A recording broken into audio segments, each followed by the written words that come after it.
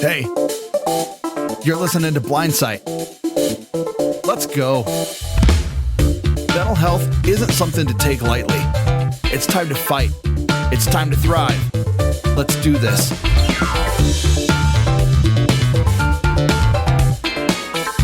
Hello there. Welcome to Blindsight. I'm your host, Bill Lundgren, and I'm really pleased to be here today and that you're tuning in. A couple announcements before we introduce our guest. Number one, we are now Aftersight. That is, the whole agency that sponsors Blindsight is now called Aftersight, which is a lot easier to remember than the old name. So if you're looking for a website, look for aftersight.org.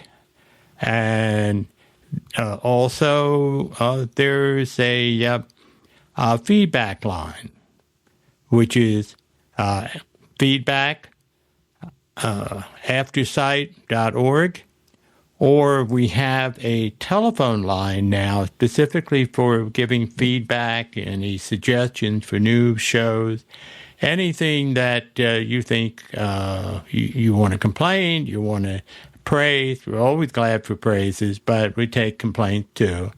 So give us a call at 720-712-8856. Glad to have you aboard, and I'm especially delighted to introduce our guest today. Leah Gaffen-Kessel is our guest. She is a clinical social worker, vast experience in a lot of things, including the subject that we will be talking about, which is blindness. And Leah, welcome. Thank you for being on today. Thank you for having me. So, you're on the program for a number of reasons, and I wondered if you could tell us a little bit about your background and experience and what brought you to working with people with blindness. So, first of all, I have RP. I'm legally blind at this point. And prior to my vision deteriorating to the point that it is now, I had gone through some personal struggles in my early 20s, which brought me to learn more about counseling. I went into counseling for a period of time, and it really helped me. And I decided, kind of on a whim, to apply for a Master's of Social Work program, which was in my area. And I got in, I was accepted, and I said, well, let's see how this goes. And I went through it. I really enjoyed the program. I learned a lot. And then I started working for my local county. This was in Northern Virginia. And I eventually became a school social worker, which I did for about 15 years. And my original passion and intent for going into the field was I wanted to do private practice. So while I was a school social worker, I also was able to start working at an agency on the weekends, on Saturdays, and venture into the private practice field. And my specialties were really anxiety and depression. But as my vision began to worsen, I really realized on a personal level how important mental health plays into vision loss and how it can affect your whole attitude about the vision loss and about this change that is happening. And so as I've moved further along, this became my new passion in the field. And at this point, I help run a support group for visually impaired people in Florida near my home, and it just meets virtually. And I'm just really interested in growing that part of my work, which is working with people who have vision loss, because there is, I'm sure statistics bear this out, but it seems as though a lot of people with vision loss tend to suffer from a lot of anxiety and depression, and they tend to isolate themselves. So I really think mental health and vision loss is really an important topic that needs to be discussed. Well, do you want to talk a little bit more about how you see it in terms of anxiety, depression, and, as you say, isolation? And by the way, I also have RP, so I really am relating to what you talk about and the experience that we have, in dealing with that. But how has it affected you and what you see as a therapist? So the way that I can talk probably best about how it's affected me personally, which is, I think we all have these preconceived notions of blindness, or at least I did. You see how it's portrayed in movies, you see how people react to other people who are disabled in any way.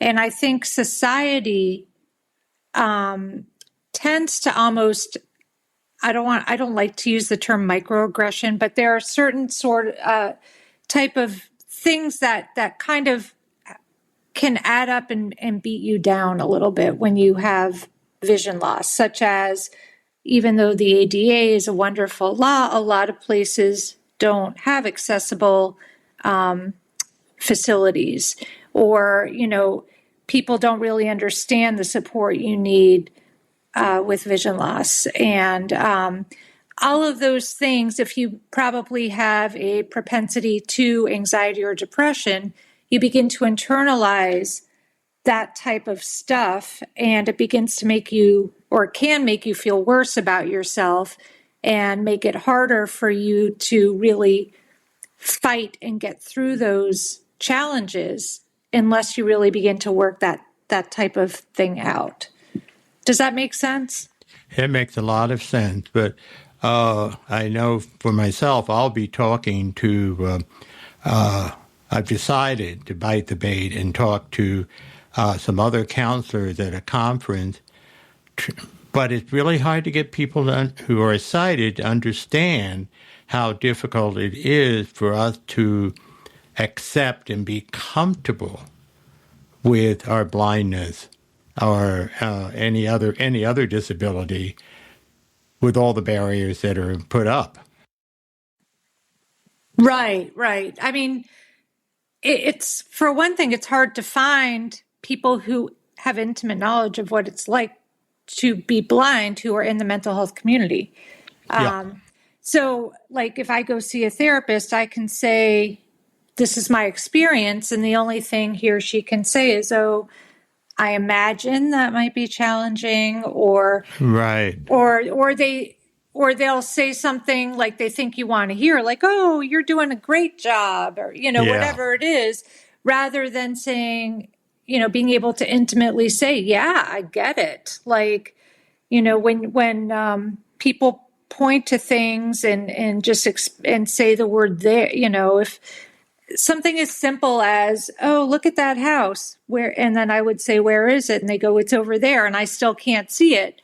Right. My internal message inside me is like, I'm inept, I can't do this. The narrative that goes on can go crazy. Whereas, someone who's sighted doesn't understand that type of thing. And so having that experience and being able to help others to really work through that stuff, I think, is really important. And the other piece is, during COVID, a lot of blind or low vision support groups popped up, and I participated in a bunch of them, or I listened in, and they seem to very much be focused on resources and apps and things that can help you, which is great. But I found, for me, the barriers were almost, making it hard for me to access the resources, my own mental barriers. So I think, you can give all the tools in the world to someone, but if they're too either embarrassed to use them or, or have some negative thought about using them gets in their way, they're not going to use them. So that's where I think the mental health piece is so important. And it would be nice if we had more blind therapists standing up and identifying themselves, so we know that you and I, for example, are not alone, that there are others out there, and that people can see that even therapists can be like them, rather than feeling like it's a them-us dichotomy. Therapists cited me, a blind person, and in that way would understand me. Right. And also the client would then feel more seen probably, which is another part of it is I think a lot of people with low vision don't feel seen, or they tend to, back to the isolation piece. It's easier sometimes, like, for example, transportation is a big issue. We don't drive. If you don't live in an area with good public transportation, you have to use rideshare like Uber or Lyft. That can be complicated. And so some people are like, well, it's just easier. I'll just stay at home. And they tend to isolate. And I think, almost hide away. And really getting someone to a place to empower themselves to be able to access resources like Uber and Lyft, and just kind of almost see something that a sighted person is so easy to do, just get in a car and drive to go somewhere. It can take a lot of effort for a blind person to do, and really getting them to a place where they're willing to put themselves out there to get to what they want versus just sort of going inward and saying, well, it's too hard, I'm not going to bother. I think that's super important. And when it's so hard, then we personalize it and say it's my fault, or I'm not good enough that I can manage whatever it is. And then that gets into the depression part, or in terms of even finding those resources is the anxiety part.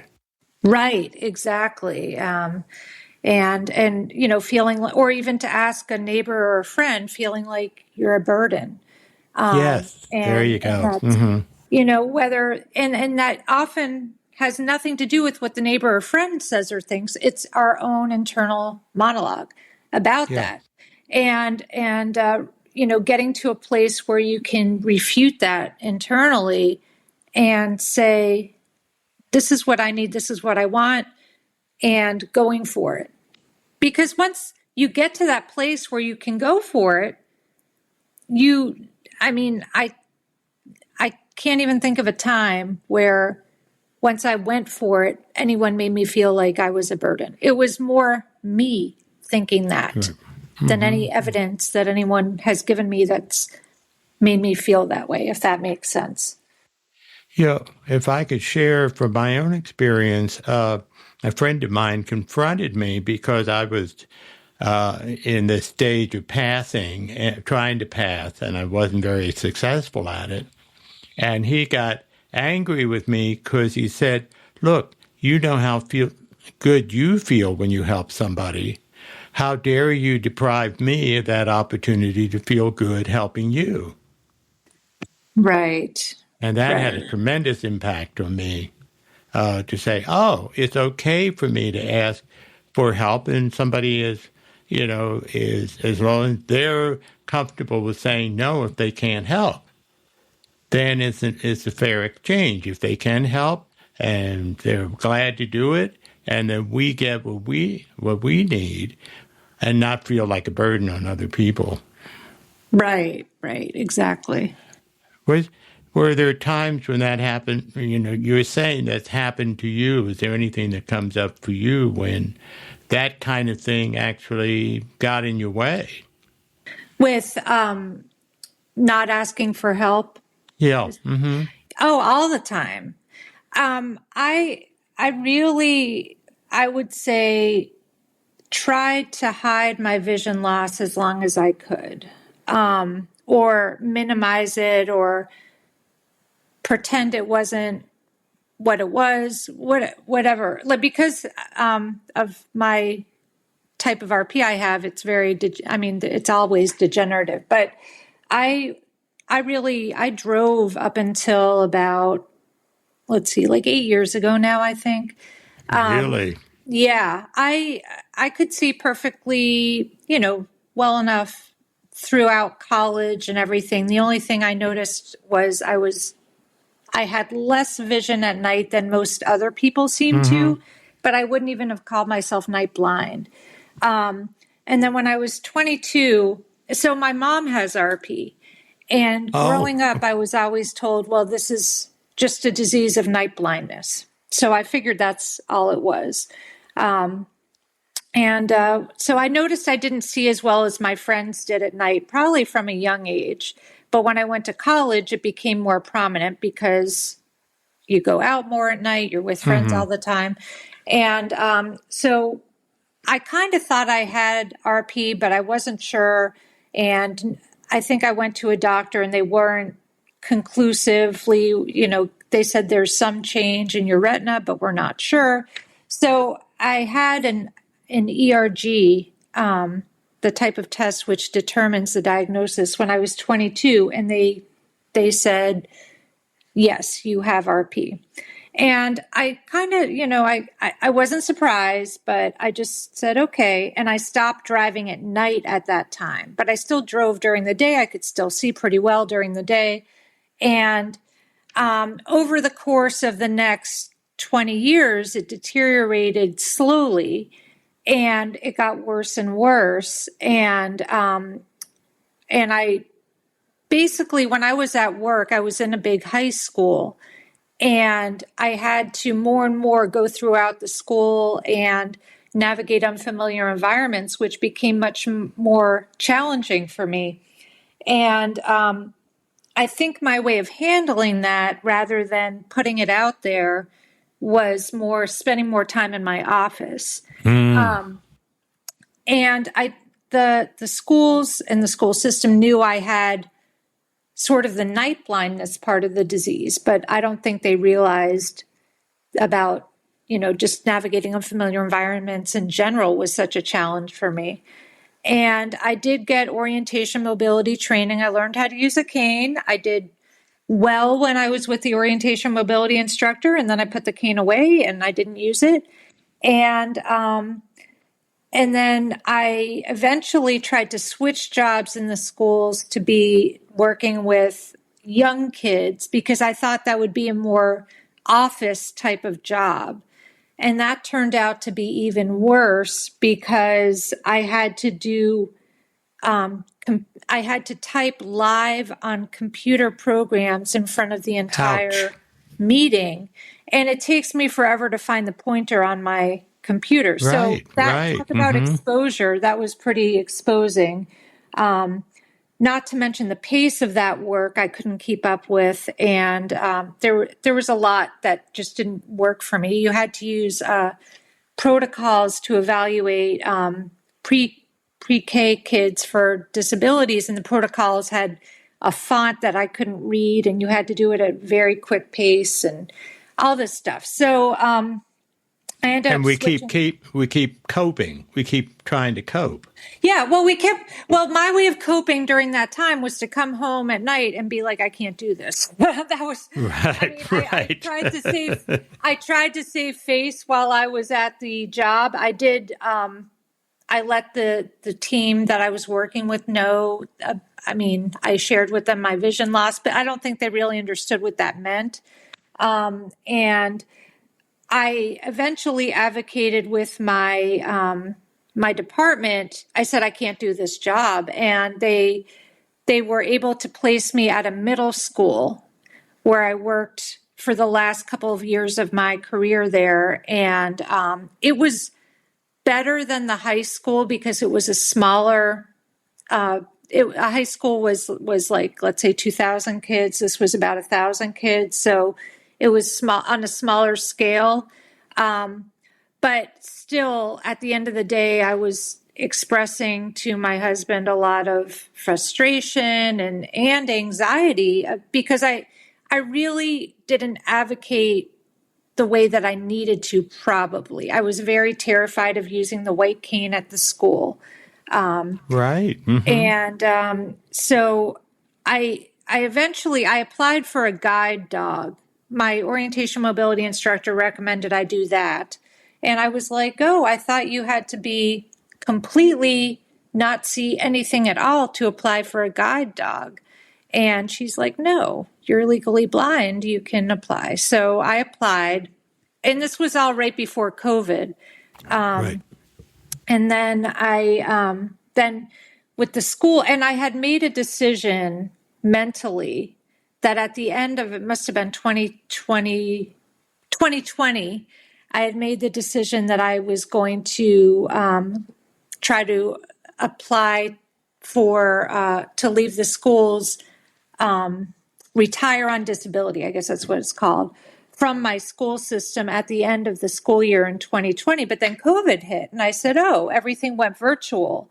And I was thinking maybe I can navigate virtually a little bit better. But it turns out that even was just as bad because, again, the pace with which everything moves and the pace with which I can navigate on a computer just didn't really jive. So I ended up leaving the schools in October of 2020, and I got my guide dog in April of 2022. So I now have a guide dog. And since I got the guide dog, I've been much stronger with embracing really what I need with my vision loss, if that makes sense. Because the good thing about the guide dog is you can't fold her up and put her away. And she is very helpful. As my vision continues to decline, she's just really helpful. She guides me around, and I'm just more in the phase where I'm accepting what is and really focusing on what I can do and the resources that are available to me and really working through the mental health side of things. Well, Lee, as I listen to you, I relate so much to what you're telling me, including the fact that I got this guide dog I have now, March of 2022. And, what I hear you saying is that you were trying in every way to be like everybody else. And then you came to the acceptance, no, I'm not like everybody else, but I can make an adaptation which would allow me to, be a little more in tune with what I need in order to do things differently. Exactly. And be successful. Yeah. Mm-hmm. Exactly. And it's sort of like, I feel like you're going against the wind until you get to that place. Because, once I made that determination and decision that this is what is, I need to do what I need to. First, I have to identify what I want and do what I need to do to get there, and not sort of think about, kind of get too in my head about why and the emotional side of things. But until I was able to really get to that place of the full acceptance and the radical acceptance of what is, once I was able to do it, it just, things seemed to move in a much more seamless direction, if that makes sense. That makes a lot of sense. But that is so difficult to do because, it's our self-image and it's like, this is the way it's supposed to be. Now, you're much more, when you talked about your earlier years, it took me forever to realize there's something wrong with my night vision. I was that dense. I thought everybody saw the way I did. And you were aware, at least, hey, my vision is a little different. So you got your understanding a lot sooner than I did, I have to say, and congratulations. But more importantly, you also said, no, I don't have to be like everybody else. And that's the important thing. Right. Well, I mean, I think as a kid, I noticed like when I went out for Halloween, trick or treating with my friends, like they'd run up and down these stairs that weren't lit, and I'd be like straggling in the back. And Right, I'd be like, is it just me? Like, it was very, and I was thinking, how can they do that when I'm just making sure I don't trip? right, And then I right. would babysit. I remember at people's houses at night, and they wouldn't have good lighting, and I would just be like, "Oh, you know." I noticed something was different because, if people struggled like I did, they would have better lighting. I would think so. Yeah, Yeah, things like that. But it did take a while. I had to force myself to say, "Look, I need to know: is this just me, or is it a disease, or is there something physically going on here?" right, And that's why I made that decision when I was 22. I was like, damn it, I'm gonna find out one way right, or the other. So right. Well, you see, the thing is, I just assumed it was my innate incompetence that made it more difficult at night. That was the kind of judgment I was putting on myself. And this because you don't have that much to measure with. And you had your mother's experience of RP, so you kind of knew there was something, but we didn't have that in our family. So, yeah, yeah. And it's so easy then to beat ourselves up and say it's our fault that we can't do X, Y, right. Z. Right. Like I was able to even know that there was something called RP, that there was night Right, blindness in my family. So that even gave me a context to say maybe that's what's going on. Whereas if I didn't have that, I probably would have felt like, I would have been similar to you in the way, like, what is wrong with me? right. Why can't I run up and down these stairs and in the dark? Mm-hmm. Yeah. And so part of our education is exactly that, to find, other people don't have the same vision as I do. There's nothing inherently wrong with me. It's a problem of, there's something with my vision. And when I went to doctors, if they knew what it was, they didn't tell me until I did the electroretinogram. And that did it. And unfortunately, they didn't tell me not to drink the night before, so I went in with a hangover when I had the test done. And you can imagine how that was, how that felt. Well, did that affect the result? Like, did it make your No, retinas react differently? no, I realized. I think I realized by that time, there's something wrong here, and that and then when they came up with the, first the doctors. I was referred by a friend to get to an optometrist. He referred me for the test, and the optometrist said to my friend, "Don't tell him that he has RP because nothing can be done about it, and he's going to go blind, and he's not going to be able to handle that." And fortunately, my friend, who is a psychiatrist, knew, that he had to tell me. And that made all the difference in the world for me to know, finally, I have an answer to what's going on. Right. Yeah. Identifying it, is the first step. Yeah. But the piece that you're mentioning is like, we in your case, you had a mother who had RP.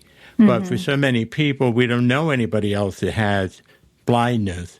So we don't know what to do. Right. Because we can't, we may not have neighbors or whatever who are blind and can tell us what to do. We have to invent, in a sense, what we're supposed to do. Right. Well, and to be clear, my mom is the only one in the entire family who has it. So, Yeah.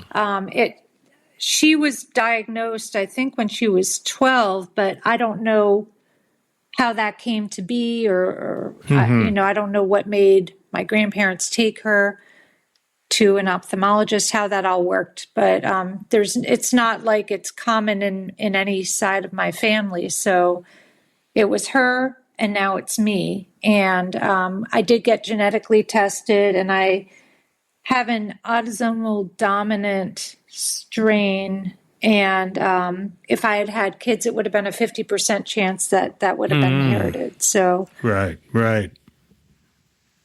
Yeah, well, apparently my sister also had it.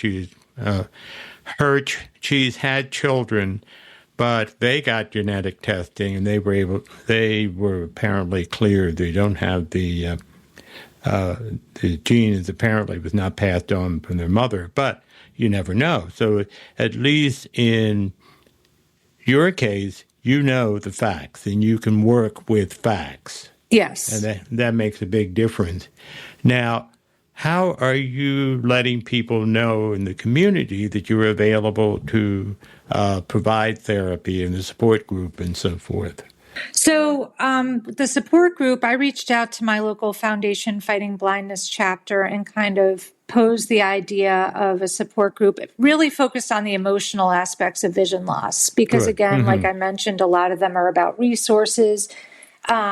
And I really wanted to focus on the emotions around it. And so the president, I guess, shopped it with the FFB, and I got some people interested through the FFB, and we've been meeting every couple of weeks. We have about 6 or 7 people. I think it's a great group. And is it virtual or? Excuse me, I'm sorry. Is that a virtual group? Is that yes, it's virtual. Yep. Yep. We do it by Zoom.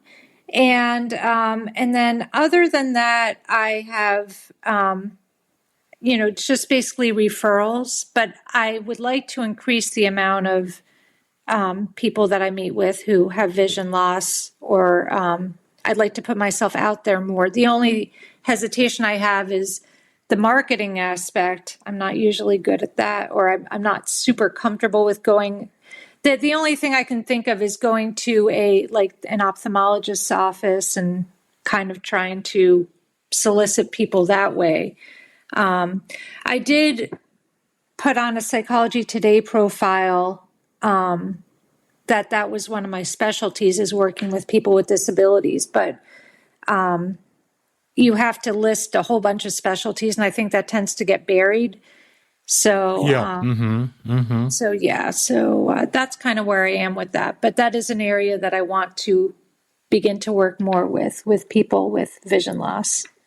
Hello, everybody. Thank you for listening to Blindsight. We hope you had a wonderful time and enjoyed the episode. If you liked this episode, please make sure to come back next week for part 2 as Bill dives back in with Leah, and we want to make sure that you guys get all that information. If you have any questions, comments, or concerns, or you would like to ask our hosts a question, please visit us at feedback@aftersight.org or give us a phone call, 720-712-8856. All right, we hope you have a wonderful week. Talk to you later.